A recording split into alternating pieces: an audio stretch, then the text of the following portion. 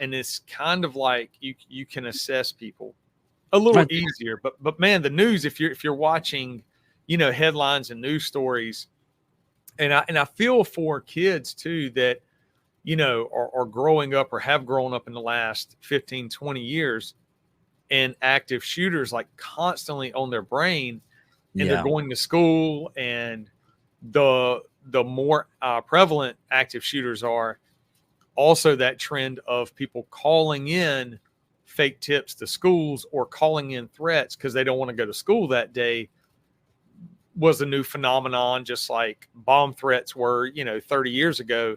Yeah, we active had shooter a threats couple. went up like that. And so the news would cover these stories that ended up being fake. Like when I was in an intel unit, 95% of the info coming in for any kind of leads on active shooters or lone wolf or whatever, potential suspects, were false. But news stories would pick up on it, or somebody may have leaked a story from within a school or whatever, and then the news pops it up in the headline, and then it kind of creates that panic.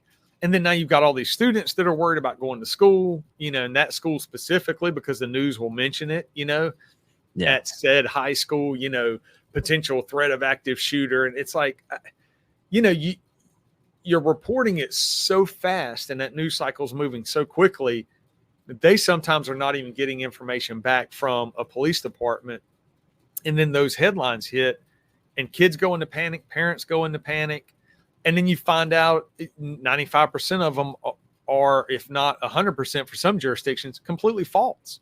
Like there's nothing to it, and they didn't even need to report that news story. They didn't need to cause that kind of panic in a person's life, but that keeps the viewers coming back, and it keeps them hooked in.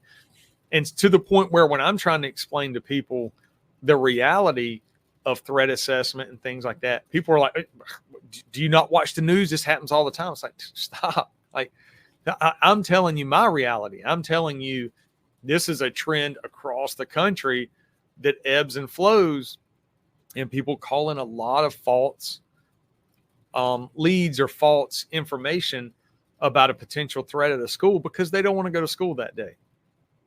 Or they enjoy creating news stories the same way, some firebugs or arsons love to create a fire because they want to see the news. They want to see fire trucks and stuff.